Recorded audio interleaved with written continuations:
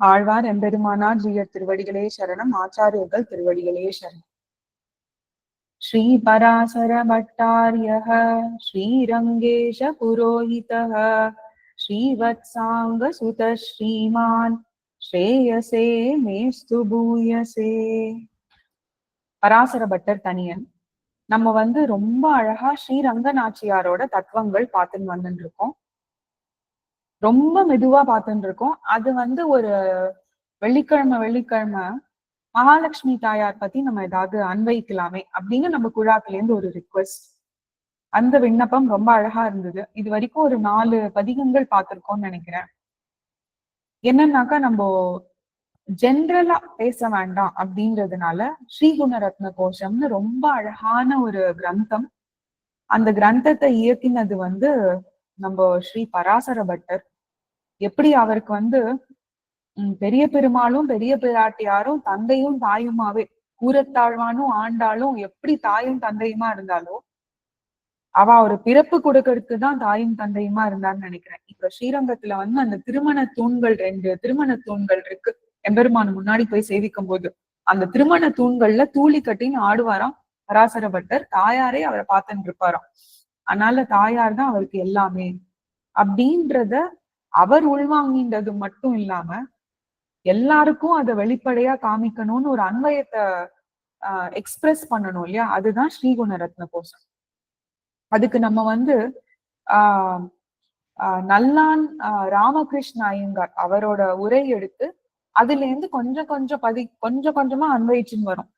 சில கிரந்தமா வாசிக்காதைக்கு என்ன சில வார்த்தைகள் எடுத்து அந்த வார்த்தைகளுக்கு என்ன என்ன அர்த்தங்கள், என்ன அர்த்த விசேஷம், தாயாரோட என்ன தத்துவங்கள் அப்படின்னு வாசிச்சுன்னு வந்துட்டு இருக்கோம். இது வரைக்கும் நம்ம என்ன பார்த்திருக்கோம்னாக்கா எவ்வளவு ஸ்லோகங்கள், 61 ஸ்லோகங்கள் எழுதியிருக்கா ரொம்ப அழகா பராசர பட்டர். யார் எழுதியிருக்கா, என்ன விஷயம் எல்லாம் பார்த்தோம். விஷயம்னு என்னன்னாக்கா இப்போ பிராட்டியோட புருஷகார குணங்கள் ஒரு சைடு, அப்புறம் அவ ஒரு உப்பேயமா அவதானே இருக்கா. எப்படி போய் எம்பெருமான பத்தணும்னு சொல்றதுக்கே பிராட்டி தான் இருக்கா.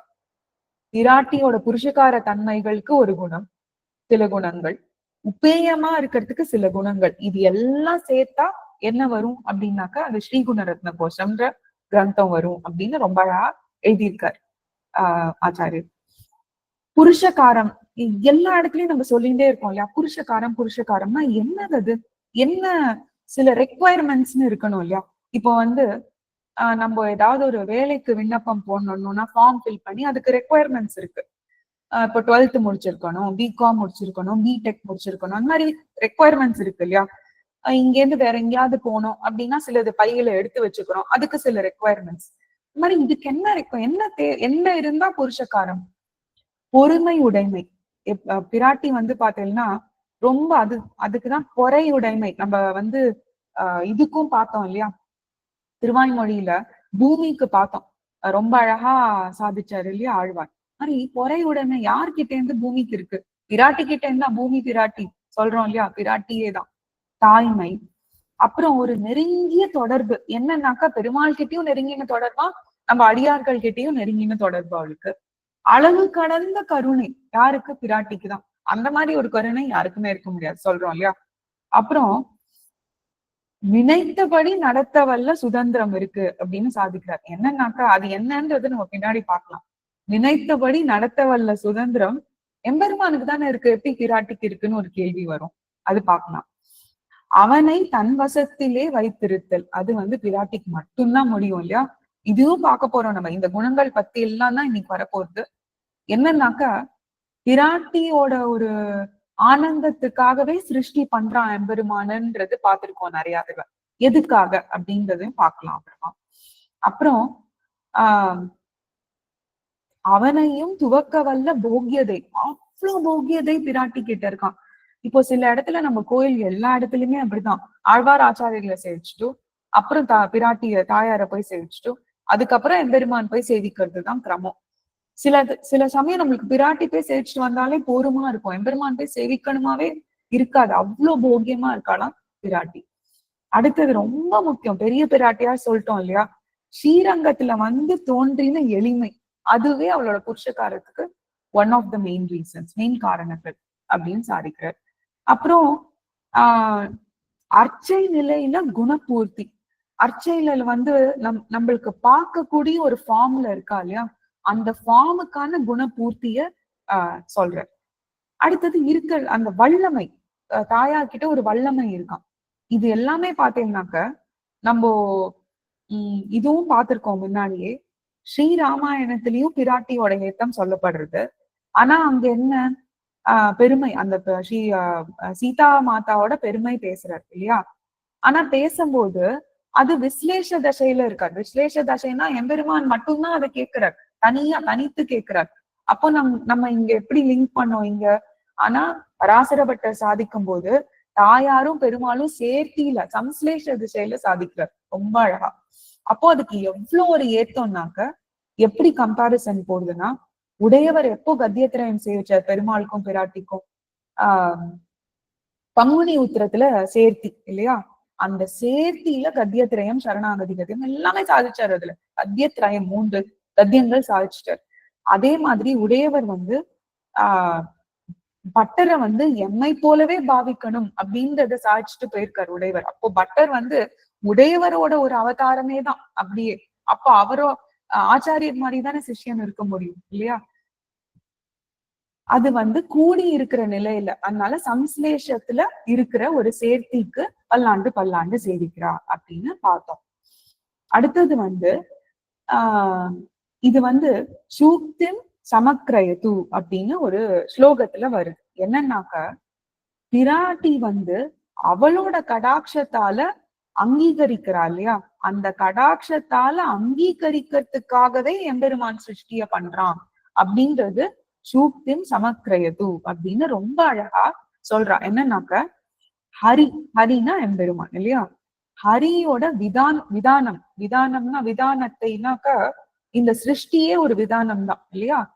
அந்த வந்து பிராட்டி கடாட்சித்தாதான் எம்பெருமானோட சிருஷ்டிக்கே ஒரு பயன் கிடைக்கிறதாம். இல்லைன்னா அவனோட சிருஷ்டி வந்து இப்ப எப்படின்னாக்கா, இது பின்னாடி பார்க்க போறோம் நம்ம ஹரிகின்ற அந்த அந்த சொல்லுக்கான இது பார்க்க போறோம். என்னன்னா இப்போ படையெடுத்து போறதுதான் ஒரு ராஜாவோட குணம் இல்லையா. அந்த மாதிரி எம்பெருமானோட குணமும் சிருஷ்டி பண்றதுதான் அப்படின்னு ஒரு இடத்துல சொல்லிடலாம். அதான் அந்த விதானமா அத வந்து கட்டாட்சம் கிடைக்கிறது வந்து பிராட்டியோட பார்வையால அப்படின்னு சாதிக்கிற. அப்புறம் வந்து அந்த ஸ்ரீஹீன வார்த்தைக்கு நம்ம இது முன்னாடியே இதையும் பார்த்திருக்கோம், அன்வயிச்சிருக்கோம். ஏன் வந்து ஸ்ரீ ரங்கநாயகி குணரத்ன கோஷம்னு சாதிச்சிருக்கலாமே. ஏன்னா அது ஸ்ரீ மகாலட்சுமி தாயார் பெரிய பிராட்டியார் பத்தி தான் சாதிக்கிறார் பட்டர்.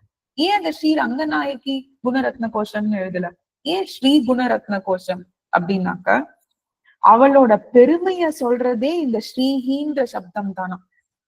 வேற எந்த திருநாமங்களும் தேவையே இல்லை அப்படின்னு ரொம்ப அழகா சாதிச்சிருக்கார். திருநாமத்தின் சிறப்பு சொல்றதே, மத்த எல்லா திருநாமத்தையும் சிறப்பு சொல்றதே ஸ்ரீஹி அப்படின்னு ரொம்ப அழகா அதுக்கு என்ன சொல்றான்னாக்க, ஸ்ரீரித் ஏவச்ச நாமதே பகவதி பிரம்ம கதம் துவாம் பயம். இதுவும் ஸ்ரீகுணரத்ன கோஷத்துல வருது. ரொம்ப அழகா அந்த ஸ்ரீஹின்ற வார்த்தைக்கான சப்தம் எவ்வளவு அழகா சாதிச்சிருக்கார் அப்படின்னு காட்டுறாருங்க. என்னன்னாக்கா லக்ஷ்மியின் இயல்பினை உள்ளபடி உணர்த்துதலால் முதல் திருநாமமே ஸ்ரீஹி. அவளோட இப்போ ஸ்ரீஹின்னு சொன்னாலே அவளோட நம்ம முன்னாடி குணங்கள்லாம் சேவிச்சோம் இல்லையா, அந்த குணங்கள்லாம் இந்த ஸ்ரீஹி உள்ள அடங்கின்னு இருக்கு. மத்த திருநாமங்கள்லாம் அதுக்கப்புறம் தான் வருது. சம்டைம்ஸ் என்ன ஆகுது, மத்த ஸ்ரீஹியோடவே ஸ்ரீ மகாலட்சுமி தாயார்னு சொல்றோம் இல்லையா, அதே மாதிரி ஸ்ரீ ரங்கநாயகி தாயார் ரங்கநாச்சியார் சொல்றோம். ஸ்ரீஹில அத்தனை குணபூர்த்தி வந்துருது அப்படின்னு ரொம்ப அழகா காமிக்கிற. அது இன்னொரு ஒரு ஸ்லோகம் என்னன்னாக்க, ஸ்ரீரிதி பிரதமம் நாம லக்ஷ்மியாஸ் தன்னிர்வசக கிரமைக தத் ஸ்வபாவ விசேஷானாம் யாதாத்மிய மவகம் யதே அப்படின்னு இது திருஷ்டாந்தம் எடுக்கிறார் ஸ்ரீகுணரத்ன கோஷம் இதுல கிரந்தத்துல. என்னன்னாக்கா பிராட்டியோட இயல்புன்னு நம்ம சொல்றோம் இல்லையா, ஸ்ரீஹின்ற அர்த்தத்துக்கு அந்த புருஷகாரம்னு ஒரு இது காமிச்சோம் நம்ம. புருஷகாரம்னா என்னன்னு இதெல்லாம் தலை கட்டும் போது பார்க்கலாம். புருஷகாரத்துக்கு ஏற்ப ஒரு 6 நிலையா இருக்காளாம் பிராட்டி. 6 வித குணமா அவ இருக்காளாம். என்னன்னாக்க இது ரொம்ப நன்னா நம்ம எல்லாருக்குமே புரிய வரும். எல்லாராலும் ஆசிரியக்கப்படுபவளா பிராட்டி இருக்காங்க. இப்ப ஆசிரியக்கப்படுபவள்னா என்ன? நம்ம எல்லாரும் பிராட்டி திருவடி போய் அடையிறோம் இல்லையா? அதனால எல்லாரும் போய் அவ கிட்ட போய் அடைய முடியும். ஆசிரியப்பவளா அவ இருக்கா. அவ தாம் பெருமாளை ஆசிரியப்பவளா இருக்கா. நம்ம எல்லாரும் அவளை போய் ஆசிரியக்கிறோம். தான் எப்படி இருக்கா? தான் நம்பெருமாள் ஆசிரியக்கிறவளா இருக்கா. அடுத்தது என்னன்னாக்க, ஆசிரியப்பது என்னத்துக்கு போய் ஆசிரியக்கிறோம் பிராட்டி கிட்ட நம்மளோட தோஷங்கள் எல்லாம் போக்கி வைக்கணும்னு பண்றோம் இல்லையா? போய் நிக்கிறோம் அவகிட்ட. இது வேணும், அது வேணும், இது வேண்டாம் எல்லாம் சொல்றது. ஆசிரியப்பரோட தோஷங்களை போக்கும் அவளா இருக்கா. அது 3வது. அடுத்தது ஆசிரியப்பவர் குறைபாடுகளை கேட்பவளா இருக்கா. வெறும் தோஷங்கள் போனா போருமா?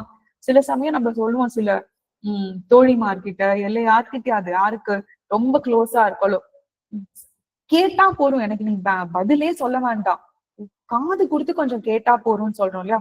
அந்த மாதிரி குறைபாடுகள்லாம் கேட்பவளா இருக்கானா ஆகும். அப்போ நம்ம போய் என்ன சொல்லணும்ன்றதை யோசிச்சு பாருங்க. அவ கேட்பவளா இருக்கானா?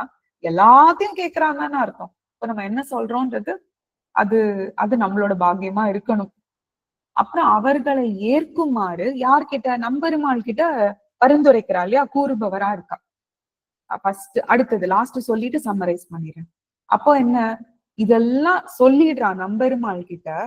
நம்பெருமாள கேட்க வைக்கிறா இவ சொன்னாக்க இல்லையா? பிராட்டியால மட்டும்தானே அதை பண்ண முடியும். எவ்வளவு அழகு பாருங்க. யாரால இத்தனைய பண்ண முடியும்? அப்புறம் ஏன் பிராட்டி கிட்ட புருஷகாரம் இருக்காது, பவர் இருக்காது? எல்லாராலும் ஆசிரியப்பவளா இருக்கா. தான் நம்பெருமாள் கிட்ட ஆசிரியச்சிருக்கா. ஆசிரியப்பவர்களோட தோஷங்களை போக்கும் அவளா இருக்கா. போக்குறது மட்டும் இல்லாதக்கு என்ன குறைபாடுகள் இருந்தாலும் போய் அவகிட்ட சொல்ல முடியாது. அவ கேட்கிறவளா இருக்கா. அடுத்தது இந்த எல்லா குறைபாடும் நம்பெருமாள் கிட்ட போய் எடுத்து மெசஞ்சர் மட்டும் இல்ல, மெசஞ்சர் வேலையும் பண்ணி, எப்படி எம்பெருமான் தூதா போனானே மாதிரி இவ தூது பண்ணிடுறா. எம்பெருமான் தூது போய் கேட்க வைக்கல. ஆனா பிராட்டி என்ன பண்றா? கேட்க வைக்க நினைச்சிருந்தா எம்பெருமான் பண்ணிருக்கலாம் இல்லையா? ஆனா அது திரௌபதிக்காக பண்ணல. திரௌபதிக்காக இந்த இது நடந்துதான் ஆணும். இவ என்ன பண்றா? இங்க நம்பெருமான் கிட்ட அவனை கேட்க வைக்கிறா. நம்மளோட குறைபாடா இருந்தாலும் சரி, நம்மளுக்கு ஏதாவது வேணுமா இருந்தாலும் சரி. இத்தனை என்ன சொல்றான்னா, ரொம்ப அழகா அந்த புருஷகாரத்துக்கான லிங்க் என்னன்னாக்கா, பெருமாள் இருக்கார், பரமாத்மா, நம்ம இருக்கோம் ஜீவாத்மா. இதுக்கான லிங்க் நேத்து நம்ம பார்த்தோம்ல. பிரமேயம், பிரமாதா, பிரமாணம், பிரமேயம், அதுக்கு நடுவுல ஒரு பிரமாதா. ஆனா பிராட்டி பிரமாதாக்கும் மேல. நம்பெருமாள் இருக்கார், பரமாத்மா இருக்கார், ஜீவாத்மா இருக்கார். இதுக்கு நடுவுல இணைக்கிற அந்த பிரிட்ஜ் இருக்குல்ல, அந்த பிரிட்ஜ் தான் பிராட்டி. இதுதான் இந்த ஹோல் செட்டப். இந்த ஈக்குவேஷன் இருக்கு இல்லையா? இந்த ஈக்குவேஷன் இஸ் புருஷகாரம். ரொம்ப அழகா புரியுது இல்லையா? எவ்வளவு அழகா இப்ப பிராட்டி பண்றான்னு பாருங்க. இது ரொம்ப அழகான ஸ்லோகம். இதுதான் முதல் ஸ்லோகம் நம்ம ஸ்ரீகுணரத்ன கோஷத்துல பிட்ஸ் அண்ட் பீசஸா இது வரைக்கும் நம்ம அனுபவிச்சிருக்கோம். அதை ஸ்ரீயை சமஸ்த சிதச்சித் விதான வியசனம் ஹரேஹே அங்கீகார விராலோகைஹி சார்த்தே யந்தியை கிருத்தோஞ்சலி. கிருத்தோஞ்சலிக்கெல்லாம் நம்ம முன்னாடியே பார்த்திருக்கோம். ஆளவந்தார் எப்படி கிருத்தஜ்ஞத்தை தெரிவிக்கிறார், அதே மாதிரி இங்க பட்டர் தெரிவிக்கிறார் அப்படின்னு. அப்புறம் இப்போ ஸ்ரீஹின்னு பாத்துட்டோம் இல்லையா? இப்போ எப்பவுமே அடிய நீங்க ஆத்துல சொல்லிட்டே இருப்பார். நம்ம வேதத்துல புருஷ சுத்தம் முடிச்ச உடனே பின்னாடியே ஸ்ரீ சுத்தமும் தொடங்கிடணுமா அப்படின்னு சொல்வார். அப்போ அழகா லக்ஷ்மி நரசிம்மர் என்ன பண்ணுவார்னா, புஷ்பத்தை அவர் மேல சாத்தினாக்கா தள்ளி விட்டுட்டே இருப்பார். கிரீஷ்யத்தே லக்ஷ்மீஷ பத்னியோன்னு சொல்லும் போதுதான் புஷ்பத்தையே சாத்திப்பார் அவர். ஏன்னா உடனே பின்னாடியே லக்ஷ்மி வந்துடணும் அவருக்கு. அதனால இந்த கிரந்தத்திலயும் பாத்தீங்கன்னாக்க ஹரிஹீன், இப்போ நம்ம ஸ்ரீய பத்தி தானே பேசிட்டு இருக்கோம். என்னத்துக்கு ஹரிஹியோட எக்ஸ்பிளனேஷன் கேட்போம் இல்லையா நம்ம?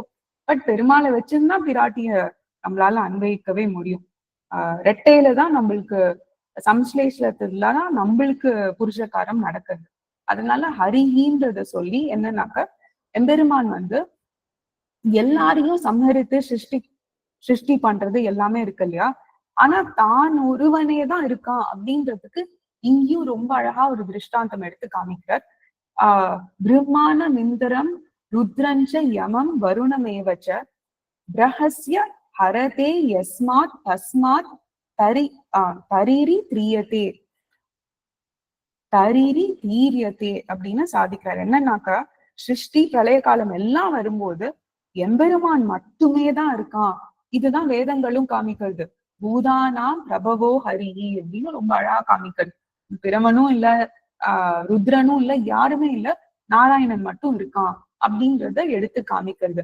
அந்த நாராயணன் ஹரிர் ஹரதி பாபானி அப்படின்னு ரொம்ப அழகா உபயஹரதி ஹரிஹின்னு அவனோட திருநாமத்துக்கு என்னன்னாக்க அறிவும் ஆற்றலும், அப்புறம் தயை, அப்புறம் பொறை. தாயாரோட பொறை இவனுக்கும் இருக்கு. ஆனா தாயார் அளவுக்கு இருக்கான்னு தெரியல. இந்தியமையாதவை அப்படின்னு காமிக்கிறான். இந்த குணங்கள்லாம் ஹரிஹி எம்பெருமானோட இதுக்கு. இதெல்லாம் எதுக்கு எடுக்கிறான்னா எம்பெருமானோட சிருஷ்டி அவன் பண்றதுக்கான காரணம் பார்த்தீங்கன்னாக்க காரணபூதன்னு எம்பெருமானுக்கு சொல்றான் இல்லையா. இதுக்கான காரண பூதை பார்த்தீங்கன்னா அது நம்ம பெரிய பிராட்டியார் தான். அவளுக்கு சமர்ப்பணம் பண்றானா எம்பெருமான். இந்த ஜகத்தையே படைச்சு பிராட்டி திருவடியில சமர்ப்பிக்கிறானா எம்பெருமான். பிராட்டி ஒரு கண் வளர்ந்து ஒரு ஒரு ஒரு கட்டாட்சம் பண்றானா அந்த சிருஷ்டிக்கு. அப்போ யோசிச்சு பாருங்க, நம்மளுக்கு எல்லாம் என்ன கட்டாட்சம் பண்ணிருப்பா இங்க உட்காந்து அவளை அன்வயிக்கிறதுக்கு. ரொம்ப அழகா ஈட்டுல என்ன சொல்றான்னா அவாவர சூழ சூழ் அரியை அப்படின்னு சர்வோபேட்சித பிரதானனான சர்வேஸ்வரனா எல்லாமே இருக்கு. எம்பெருமான் கிட்ட என்ன இல்ல. அவன் சிருஷ்டி பண்ணி இது ஆயாச்சு, இவா இப்படி இருக்கணும், அவ அப்படி இருக்கணும், இவா இப்படி போகணும், எல்லாம் டிசைட் பண்ணியாச்சு. இதுக்கு நடுவுல என்னத்துக்கு ஒரு புருஷகாரம்னா அது எம்பெருமானோட ஒரு அவன் பிராட்டிக்கும் ஒரு சுதந்திரத்தை கொடுத்திருக்கான். அவன் கொடுத்து பிராட்டியோட கட்டாட்சத்தை அவன் எதிர்பார்க்கிறான். பாருங்க எவ்வளவு அழகா. அளவு கடந்த கருணை இல்லையா, ரெண்டு பேருக்குமே ஈக்குவலா அளவு கடந்த கருணை, அளவு கடந்த புருஷகாரத்தால பிராட்டி. இன்னைக்கு இந்த இதோட நிறுத்திக்கலாம். திருப்பி அடுத்த வெள்ளிக்கிழமை அனுபவிக்கலாம். ஆழ்வார் எம்பெருமானாஜிய திருவடிகளே சரணம், ஆச்சாரியர்கள் திருவடிகளே சரணம், பெரிய பிராட்டியார் திருவடிகளே சரணம்.